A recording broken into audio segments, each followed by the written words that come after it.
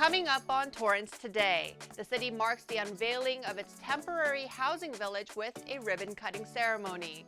Another celebration takes place just a mile away at a new Korean grocery store. And business leaders learn how to stay safe during an active shooter emergency. All this and more coming up right now on Torrance Today.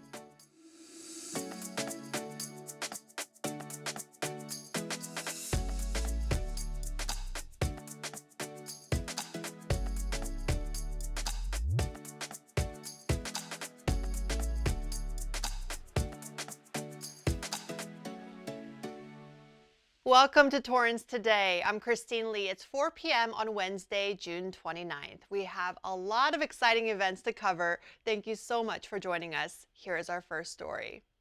It's a big day for Torrance as the city celebrates its partnership with LA County Supervisor Janice Hahn and the South Bay City's Council of Governments on a joint effort to open the temporary housing village at the Civic Center.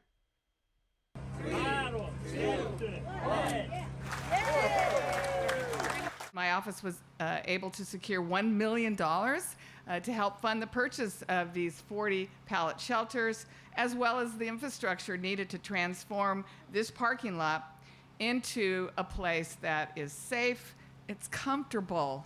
On a day like today, it's really valuable, and it makes me appreciate it that we do not spare any expense. These shelters will be air conditioned. This was a coalition effort. Of course, we appreciate the supervisor's office and the amount of money they put in. We were able to actually help fund $50,000 for the Torrance homeless plan, and then another $145,000 toward the construction of the village and startup costs. It truly takes a village, and I am so proud of the one that we have built here. I leave you with these words of Ralph Waldo Emerson. The purpose of life is not to be happy, it's to be useful, to be honorable, to be compassionate, to have it make some difference, that you will have lived and lived well.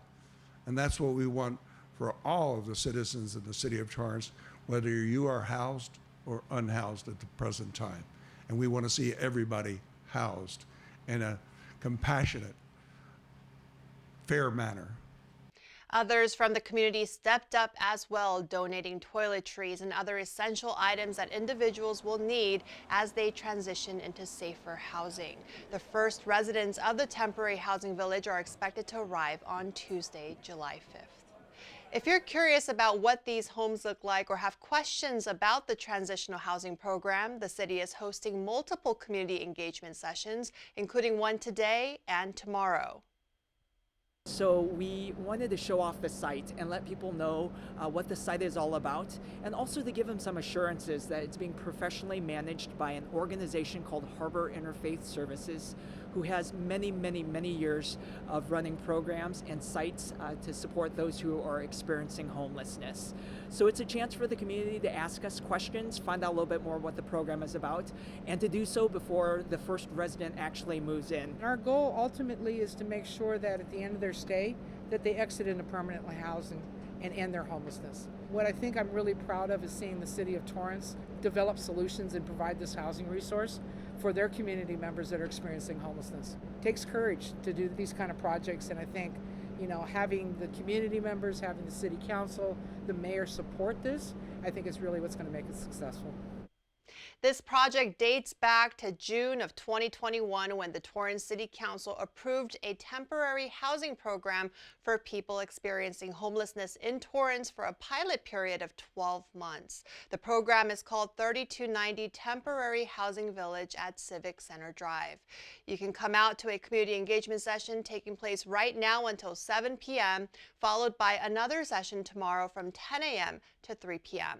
Visitors can walk inside the 64-square-foot living space, shared restroom and showers, check out the outside eating area, and even a pet relief zone. Yes, residents can bring their furry friends, and people at the village will also be provided with 3 meals a day.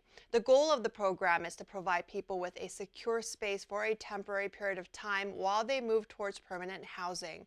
Permanent housing can include options such as being reunified with family members or attaining subsidized housing. For questions, you can contact the city manager's office at 310-618-5880.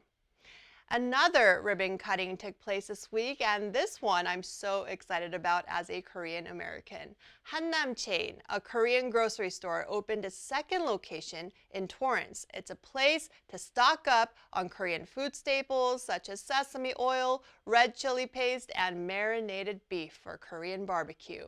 City Cable's Leslie Robbins was there to give us a VIP tour of the highly anticipated new space just across from the Del Amo Fashion Center. Yes, Christine, there is a new Korean market in town, and some very important people came out for the grand opening festivities. In 3, 2, 1, cut please.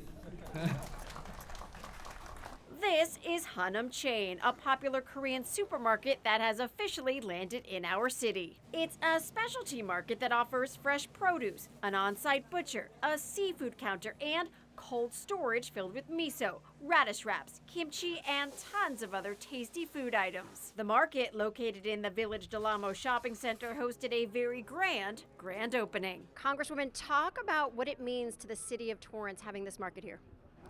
No, the idea of having this new market come in and bring diversity and options in shopping for groceries is extraordinarily important.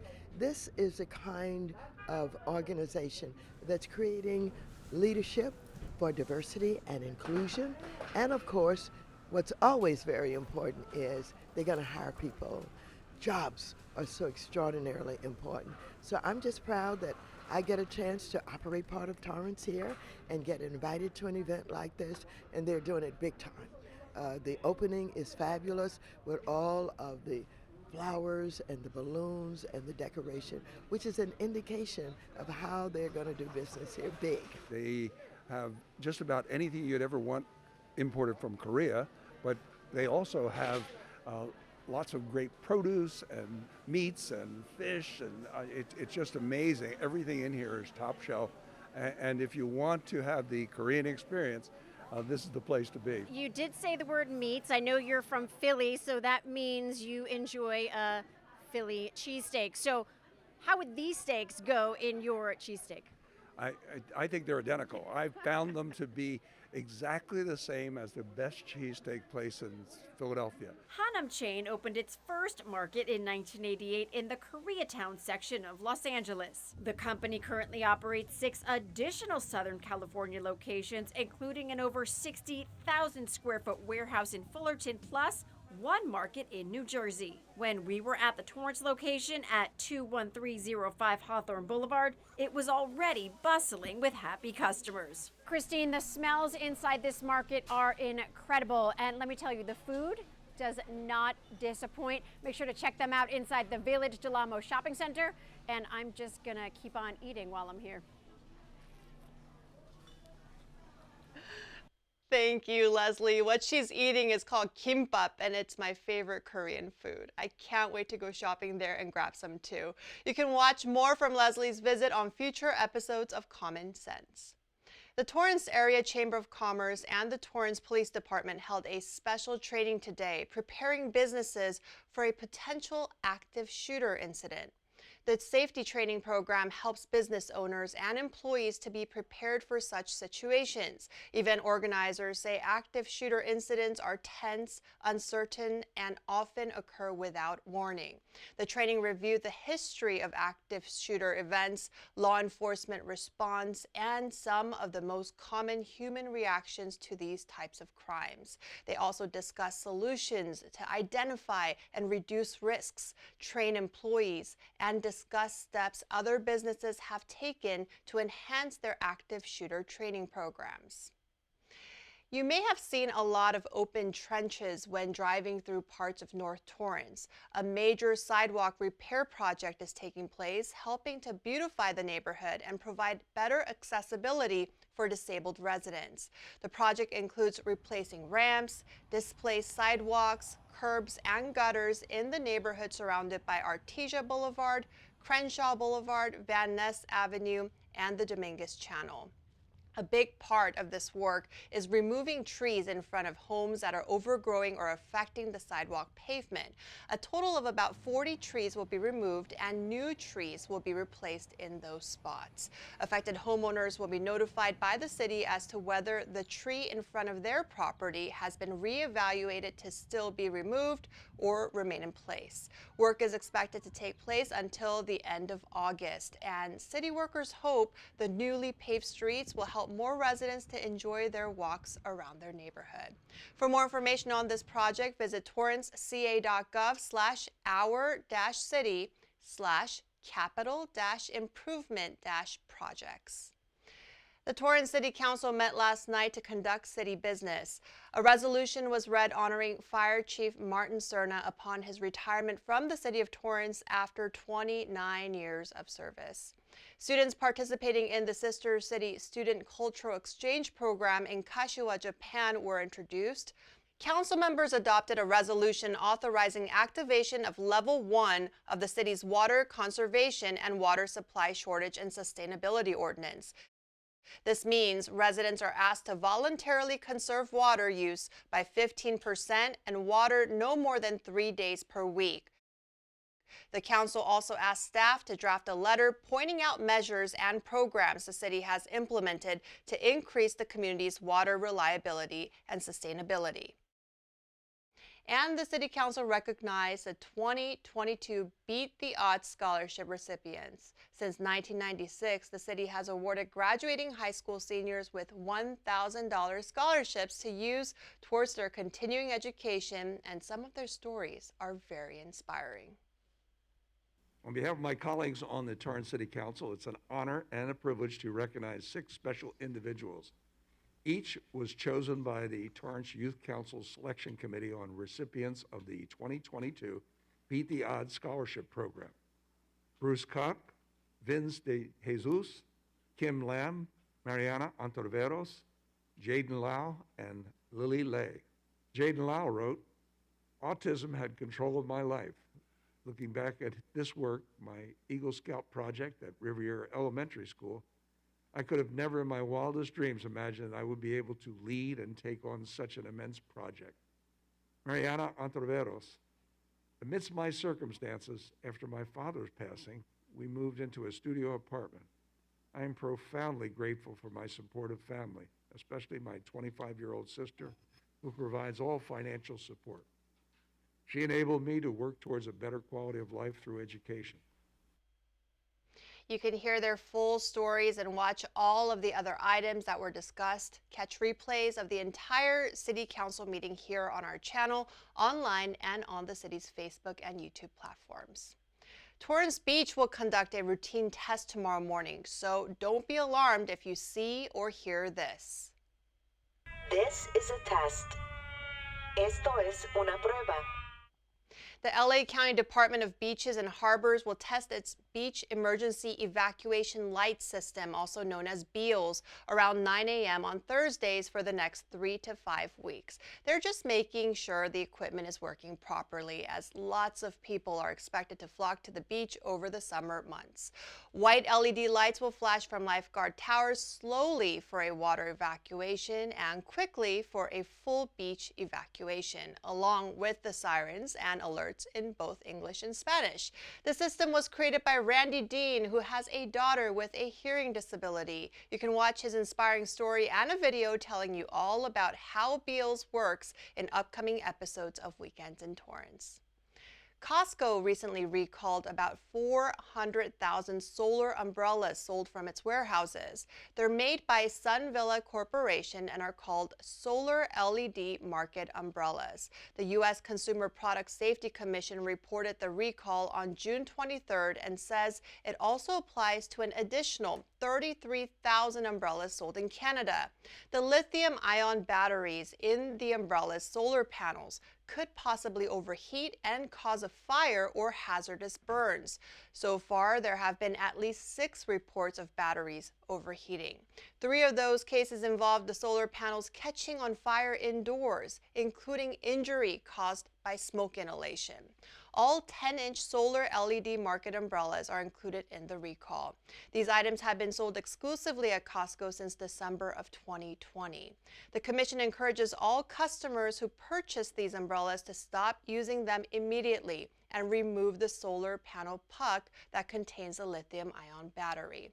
The items can be returned to any Costco for a full refund. Well, still ahead, looking for a summer job? On this Working Wednesday, we'll share new job leads at the Del Amo Fashion Center when we come back in 60 seconds.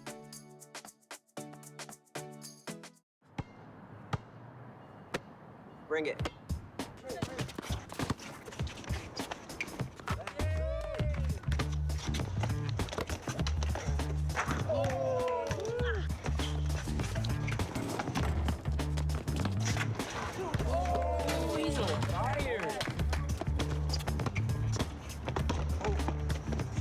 Time out, guys. I'm late to dinner.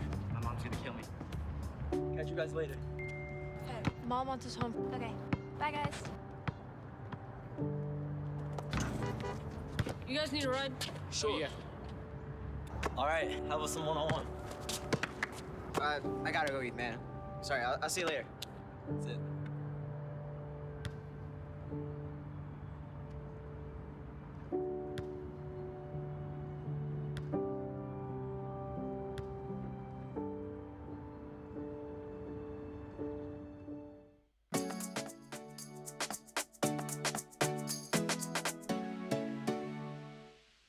At the end of every episode of Torrance Today, we want to share a story that fits the theme for the day. Let's make today a Working Wednesday. With summer break comes a lot of seasonal work opportunities. Here's one from the Del Amo Fashion Center. The biggest shopping destination in Torrance is holding a job fair just 1 week from today on Wednesday, July 6th from 2 to 4 p.m. at the Macy's Women's Court.